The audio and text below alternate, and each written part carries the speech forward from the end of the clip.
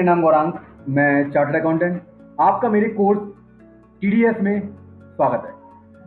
ये वीडियो में हम लोग बात करेंगे, मैंने इससे पहले आपको बताया था कि 26Q फॉर्म जो आपका टीडीएस का है अदर देन सैलरी, वो कैसे हम लोग भरेंगे, उसको कैसे हम लोग सबमिट करेंगे। मैं आपको यहाँ पर लाइव किस तरीके से हम लोग 24Q फॉर्म जो आपका सैलरी से रिलेटेड है, वो मैं आपको बताऊंगा कि किस तरीके से हम लोग ये फिल करेंगे और किस तरीके से ऑनलाइन सबमिट करेंगे आगे। मैंने इससे पहले वीडियो में बताया था आपको कि हम लोग जो एफबी फाइल है आपको क्या करना पड़ता है, एफबी फाइल और 27 जो स्टेटमेंट आप जनरेट करते हो फाइल क्रिएट करने के बाद में, वो आपको अपने टीडीएस फैसिलिटी सेंटर में आपको सबमिट करनी पड़ती है। यहाँ पे मैं इस वीडियो में आपको सिखाऊंगा कि आप ये रिटर्न टीडीएस की आपको फैसिलिटी सेंटर जाने की जरूरत नहीं है, आप घर बैठे अपने आप ऑनलाइन जाके सबमिट कर सकते हो इनकम टैक्स की साइट पे। अभी मैं आपको एक एक करके बताऊंगा। सबसे पहले मैंने ये 24Q फॉर्म्स को ओपन कर लिया है।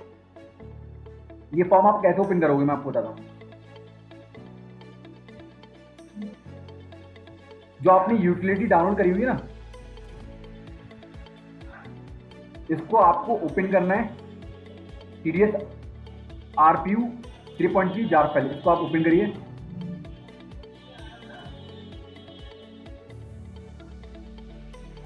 ओपन करने के बाद फॉर्म सिलेक्ट कीजिए 24Q, फिर उसके बाद क्लिक टू कंटिन्यू। ये आपका फॉर्म खुल के आ जाता है, ठीक है। अब मैंने ऑलरेडी ये फॉर्म भर चुका हूँ, तो आप यहाँ पे देख सकते हैं 24Q फॉर्म। आपको क्या करना है, आपको पहले क्वार्टर 1 सिलेक्ट कर लिए मैंने, कोई दिक्कत नहीं है।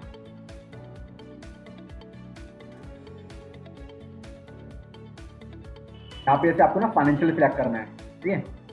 फिर आपको क्वार्टर 1 सिलेक्ट करना है यहाँ पर, क्लियर। क्वार्टर 1 सिलेक्ट करने के बाद यहाँ पे आपको टैन नंबर डालना है। मैं आपको बिल्कुल एक फॉर्म सबमिट फिल करके बता रहा हूँ किस तरीके से फिल होगा आपका।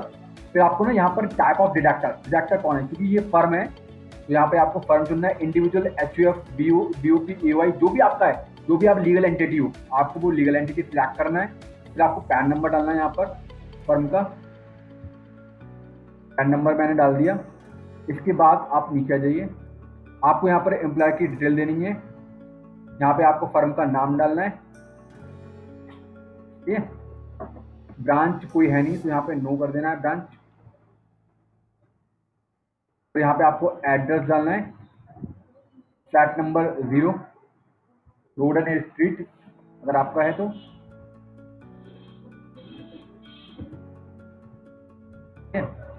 यहाँ पे आपको टाउन डालना है,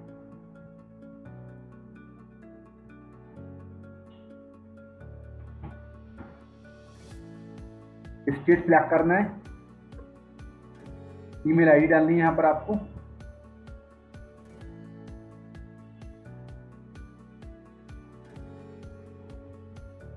ईमेल आईडी आप डाल दीजिए। ईमेल आईडी डालने के बाद यहाँ पे आपको पिन कोड डालना है।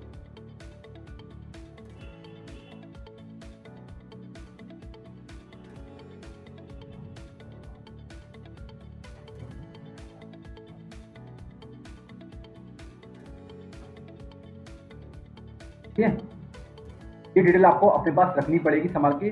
मैं सेम एज एबव कर देता हूँ। यहाँ पे आपको जो पर्सन रिस्पॉन्सिबल है, ठीक है, चूंकि यहाँ पर फर्म है, फर्म के केस में चूंकि फर्म एक कोई इंडिविजुअल तो है नहीं जो रिस्पॉन्सिबल होगी टीडीएस के लिए, तो क्या करना पड़ेगा, यहाँ पर कोई भी पर्सन जो इंडिविजुअल है, चूंकि फर्म का मैं यहाँ पर ले लेना हूँ फर्म का एक पार्टनर को एज अ रिस्पॉन्सिबल पर्सन ले लेता हूँ। उसका मैं यहाँ पर नाम डाल देता हूँ। मैंने यहाँ पर नाम डाल दिया, उसका मैं पैन नंबर डाल देता हूँ।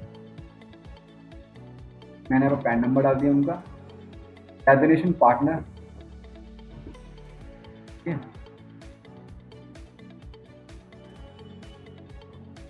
यहाँ पे ईमेल आईडी आपको डालनी है।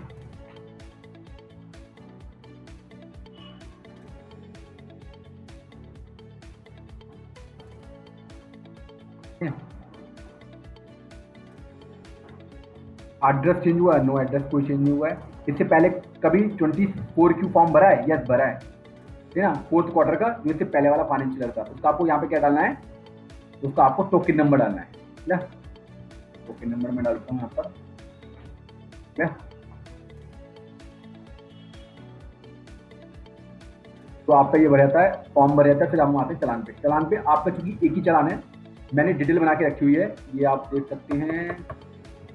चलान की डिटेल ये आप देख सकते हैं। एक ही पर्सन का TDS कटा हुआ है 1600 का, कैश 64 रुपये का। इसके अगेंस्ट में चलान भी है हमारे पास।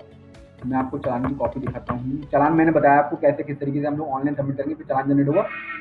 चलान की कॉपी मैं आपको दिखाता हूँ, ये रही चलान की कॉपी, है ना। इस चलान की डिटेल आपको देनी है। जब आप ऑनलाइन पेमेंट कर दोगे तो ऑनलाइन पेमेंट करने के बाद आपको इस तरीके से चलान आपको मिल जाएगा। तो ये इस चलान को आपको क्या करना है, यहाँ पर चलान की डिटेल देनी, क्योंकि एक ही चलान है, रेलिवेंट क्वार्टर में एक ही चलान है, एक ही पर्सन का TDS कटा हुआ है। तो आपको यहाँ पर क्या करना है, ऐड रो, एक ही चलान है ना, एक चलान है, यहाँ पर एक लिखना है, यहाँ पर फिर ओके कर देना है। फिर यहाँ पर आपको चलान की डिटेल डालनी है। TDS कितना है, 1600 रुपये का। सरचार्ज कोई है नहीं। एजुकेशन टैक्स कितना है, 64 रुपये का। इंटरेस्ट कोई है नहीं, फीस कोई है नहीं, पेनल्टी कोई है नहीं। ये आपका आ गया। यहाँ पे आपको क्या डालना है, BSR कोड।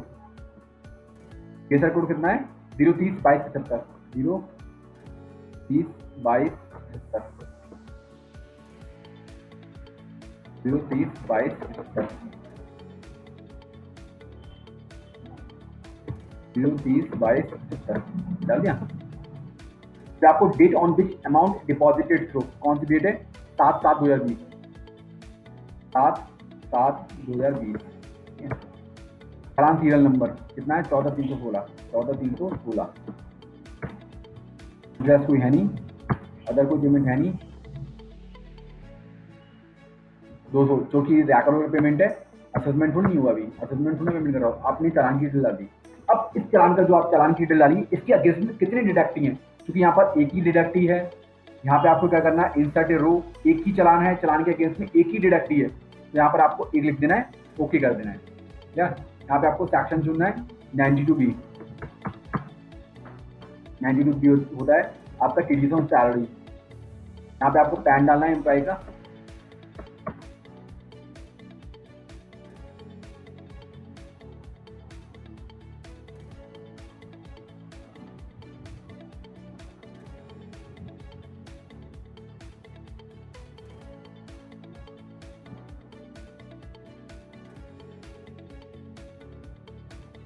यहाँ पे आपको नाम डालना है।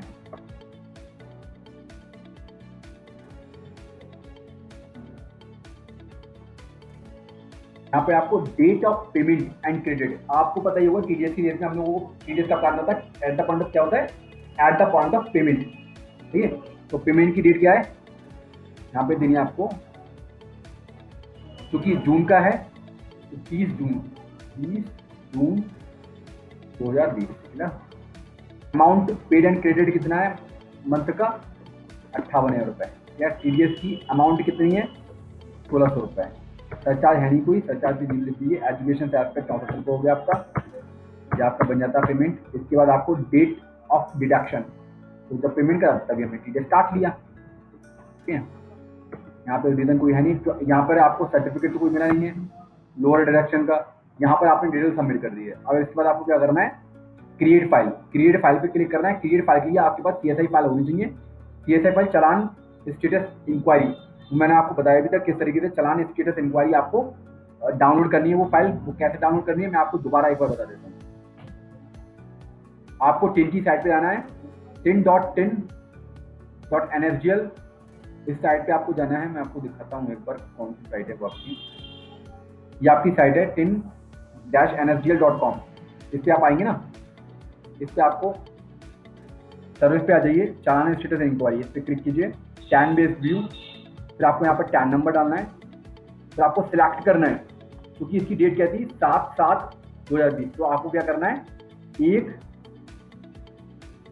जुलाई 2020 टू मैं 31 जुलाई ले लेता हूँ। ठीक है, क्योंकि इसी के बीच के वो चलाना है, जो भी आपका उस क्वार्टर से रिलेटेड जितने भी चलाना है, जिस पीरियड से हैं, जिस पीरियड के बीच में, वो आपको पीरियड पूरा सिलेक्ट करना है। कौन सी डेट से कौन सी डेट तक के पूरे जितने भी आपके चलाना है उस रेलिवेंट क्वार्टर के, वो आपको डेट सिलेक्ट करनी है। तो इसके बाद आपको क्या कर देना है, यहाँ पे टैक्स कर डालना है, डाउनलोड CSI फाइल। ऑलरेडी मैं डाउनलोड CSI फाइल कर चुका हूँ, ये आप देख सकते हैं मेरे पास ऑलरेडी सेव है। यहाँ पे आपको सेव करना है, क्योंकि मैं ऑलरेडी सेव कर चुका हूँ तो मुझे सेव करने की ज़रूरत नहीं है। इसके बाद आपको क्या करना है, क्रिएट फाइल पे क्लिक करना है।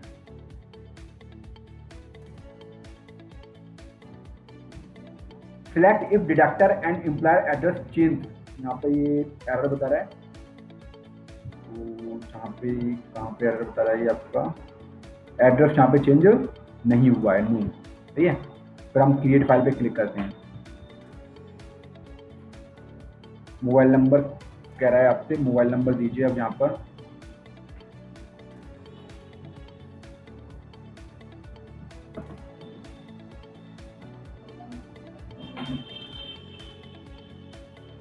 जो भी आपको एरर होगा, एरर वो बता देगा। फिर उसके बाद आपको क्रिएट फाइल पे क्लिक करना है। जैसे ही आप क्रिएट फाइल पे क्लिक करते हो, सबसे पहले जो आपने CSI फाइल अपलोड करी हुई ना, डाउनलोड करी हुई, उसको आपको यहाँ पे क्या करना है, सिलेक्ट करना है।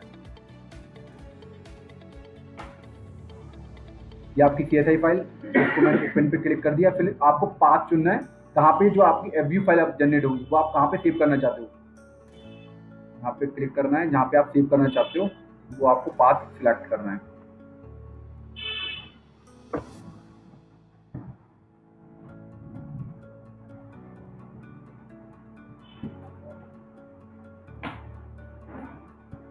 मैं यहाँ पे क्या करूँगा, सेव पे क्लिक कर दूंगा।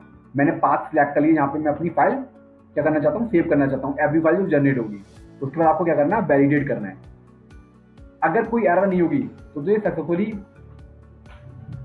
File validated successfully. अगर एरर होती तो एरर ये आपको बता देता है, ठीक है। अब आपकी FView फाइल ऑलरेडी जनरेट हो चुकी है, ये आप देख सकते हैं FView फाइल आपकी जनरेट हो चुकी है।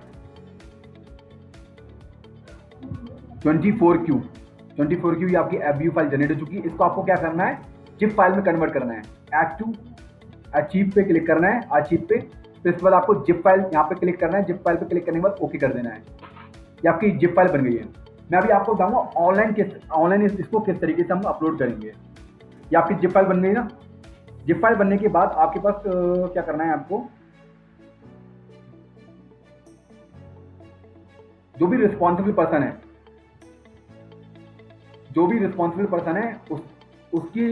उसको क्या करना है, जिप फाइल पे साइन करवाना है। इसके लिए आपको क्या करना पड़ेगा, DSC मैनेजमेंट यूटिलिटी, इसको आपको ओपन करना पड़ेगा। ये आपको कहाँ मिलेगी, ये मिलेगी आपको इनकम टैक्स की साइट पे। मैं आपको दिखाता हूँ।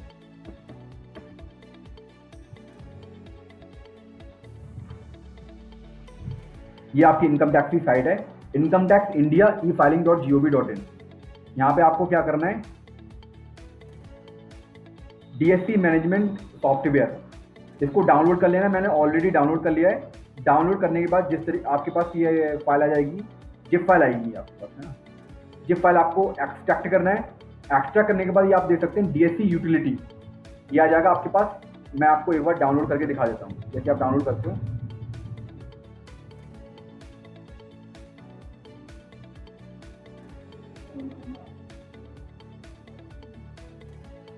मैंने डाउनलोड कर लिया है। इसको आपको क्या करना पड़ता है, एक्सट्रैक्ट करना पड़ता है। क्या करना पड़ता है, एक्सट्रैक्ट।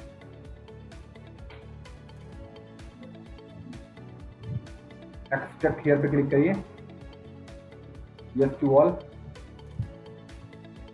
यस टू ऑल पे ऐसे क्लिक करोगे तो आपके पास क्या होगा, ये इस तरीके से फाइल आपके पास आ जाएगी। इसको आप ओपन करोगे, इसको आप इस पर आप क्लिक करोगे। क्लिक करने के बाद ये आपका ओपन हो जाएगा इस तरीके से, क्या। फिर आपको क्या कहना है, बल्क अपलोड पे जाना है। जो आपने जिप फाइल जनरेट करी है उसको सिलेक्ट करना है।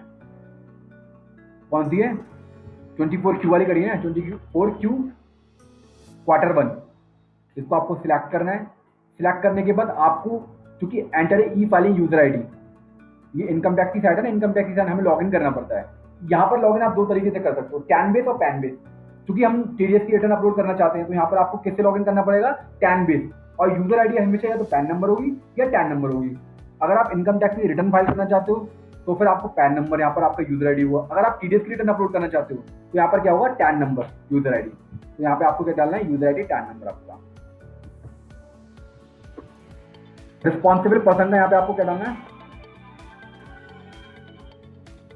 यहाँ पे रिस्पॉन्सिबल पर्सन का क्या डालना है, वो पैन।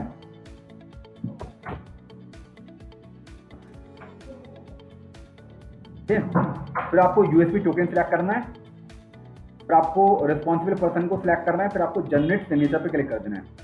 यहाँ पर फाइल जनरेट हो जाती है, आपकी सिग्नेचर फाइल जनरेट हो जाती है। फिर आपको क्या करना है, इनकम टैक्स की साइट पे जाके, इनकम टैक्स की साइट मैंने आपको बताया, लॉगिन करके आपको अपने यूजर आईडी जो आपका टैन नंबर होगा, पासवर्ड जो आपका पासवर्ड डालना है आपको, फिर उसके बाद आपको क्या डालना है, टैक्स डालना है।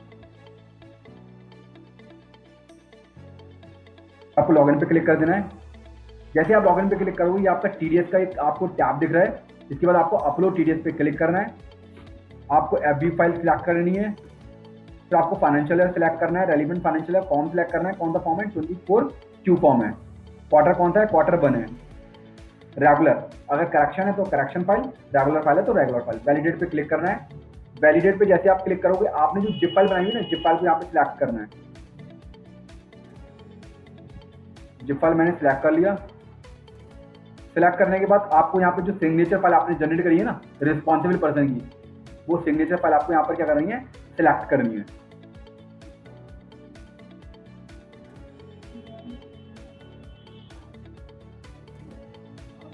ठीक है, अब आपको क्या करना है, अपलोड कर देना है। ये आपकी क्या हुई, टीडीएस की रिटर्न ऑनलाइन अपलोड हो चुकी है। यार इस तरीके से आपके पास मैसेज आएगा। इसको आप कैसे देख सकते हो ऑनलाइन जाके कि आपकी अपलोड हुई है नहीं हुई है। ये आपका टीडीएस का जो टैब है, इस पर आप देख सकते हो view file TDS return. Financial select करना है, 24Q फॉर्म मैंने सिलेक्ट कर लिया, क्वार्टर 1 रेगुलर, व्यू डिटेल्स, ये आप देख सकते हो आपकी एक्सेप्टेड हो चुकी है। अब आप यदि इसका एक्नॉलेजमेंट डाउनलोड करना चाहते हो, एक्नॉलेजमेंट पे आप डाउनलोड भी कर सकते हो। यहाँ पे क्लिक है टू डाउनलोड प्रोविजनल रिसिप्ट, इस पर आप क्लिक करोगे। पासवर्ड आपका वही टैन नंबर, ये आपकी आ गई एक्नॉलेजमेंट कि आपकी टीडीएस की रिटर्न सबमिट हो चुकी है। अब यहाँ पर यदि टीडीएस की रिटर्न आपकी सबमिट हो चुकी है, यदि कोई भी एरर होती है तो आपको विद इन 7th डे या 10th डे के अंदर आपके पास एक इंटीमेशन आ जाएगा कि आपकी ये एरर हुई है, आपका पैन नंबर गलत है, या फिर आपका कोई इंटरेस्ट की पेनल्टी बनती है, या फिर आपकी कोई लेट फीस की पेनल्टी बनती है, तो उसका नोटिस आपको आपके पास आ जाएगा, आपके मेल आईडी पर आ जाएगा। आपको क्या करना पड़ेगा, उसको रिस्पॉन्ड करना पड़ेगा। आगे आने वाली वीडियोज में मैं ये भी सिखाऊंगा आपको, यदि आपने टीडीएस की रिटर्न में एरर कर दी है, कोई भी आपका टीडीएस की रिटर्न में यदि कोई आपकी डिमांड बन के आ जाती है, तो डिमांड को आप पहले कैसे देखोगे, किस तरीके से उसको हम सेटअप करेंगे, ऑफलाइन और ऑनलाइन दोनों मोड में आपको आगे आने वाली वीडियो में आपको सिखाऊंगा। तो ये हमने सीखा यहाँ पर कि किस तरीके से हम टीडीएस की रिटर्न अपलोड करेंगे ऑनलाइन। क्लियर? तो सबसे पहले यदि आपको टीडीएस की रिटर्न अपलोड करनी है, आपको पहले डाटा प्रिपेयर करके रखना पड़ेगा आपको अपने पास में। Tan number, pan number firm का जिसकी आप रिटर्न सबमिट करना चाहते हैं, चालान की डिटेल, चालान के अगेंस्ट में जितने भी डिडक्टी हैं उनकी डिटेल, उनका पैन नंबर, उनका नाम, उनकी अमाउंट कितनी क्रेडिट करी है, डेट क्या है, प्रॉपर तरीके से आपको एक पूरा डाटा बना के रखना पड़ेगा। जिस तरीके से मैंने आपको ये डाटा बनाया ना, दिखाया था ना,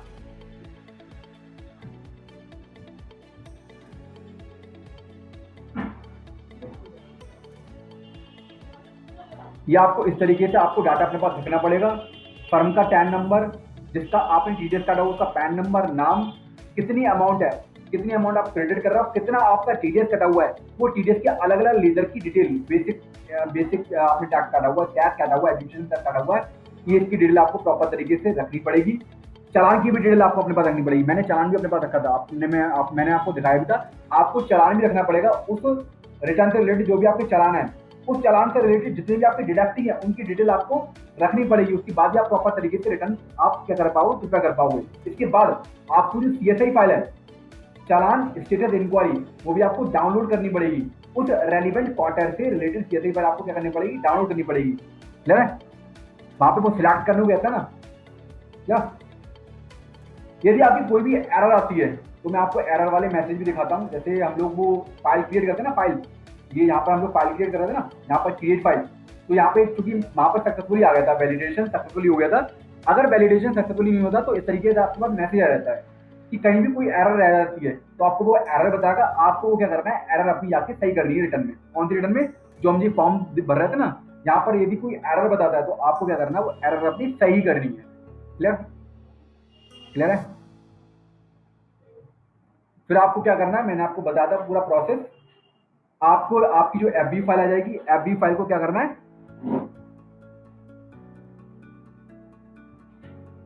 जो आपकी ये वाली एफबी फाइल आएगी, इसको क्या करना पड़ेगा, पहले एक्सट्रैक्ट कर, मतलब इसको जिप फाइल में कन्वर्ट करना पड़ेगा।